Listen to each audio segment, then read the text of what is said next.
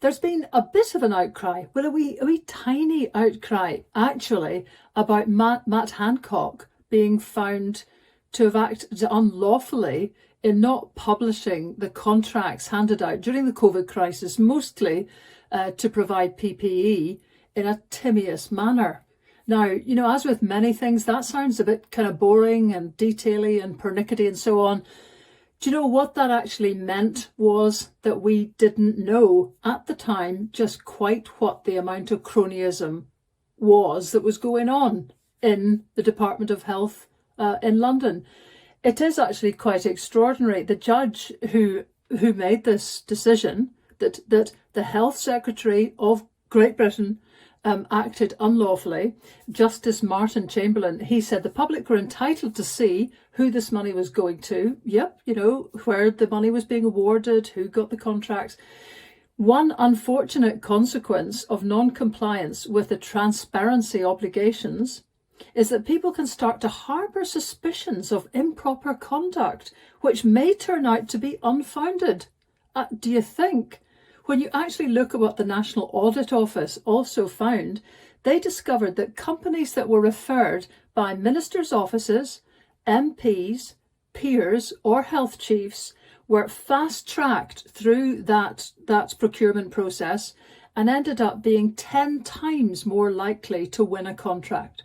And as we since know, quite a lot of them actually were unable to deliver those contracts, £18 billion worth.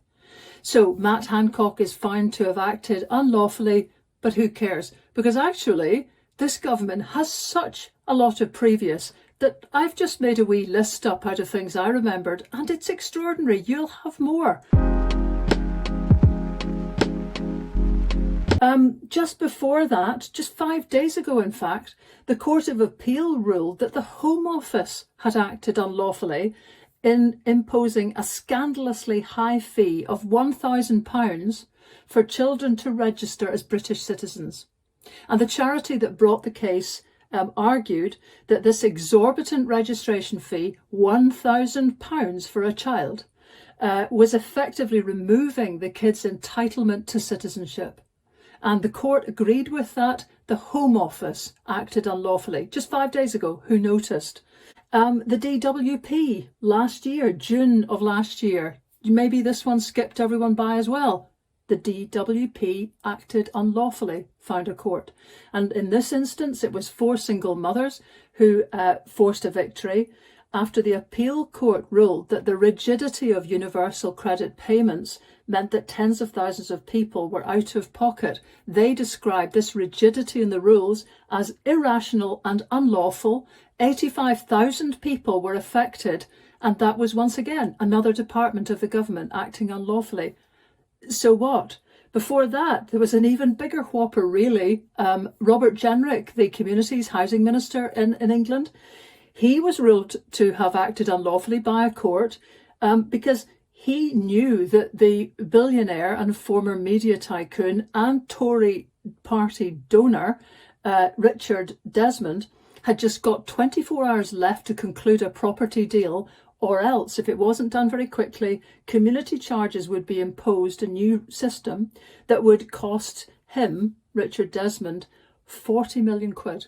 So that application was fast-tracked through by Robert Jenrick, and later he accepted that his approval of this project was unlawful. Well, whoop, he's still in position. And then the daddy of them all, which starts the whole thing really, was Boris Johnson's unlawful proroguing of Parliament. And there was just no two ways about this. It was September 2019. The detail might have been forgotten. But it ruled that, his advice to the Queen that the Parliament should be prorogued for 5 weeks, remember at the height of the Brexit crisis, that advice was unlawful.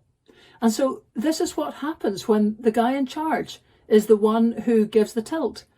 He's the one that gives the shape of policy. He's the one that has a moral compass or just slings it when it's inconvenient. So today we've got a long catalogue really of all sorts of court actions against the British government. who will have the audacity at some point to pick up some tiny aspect of something that the Scottish Government has done and try to hold it to account, which is fair, that is fair. But in all occasions, let's just remember who has form.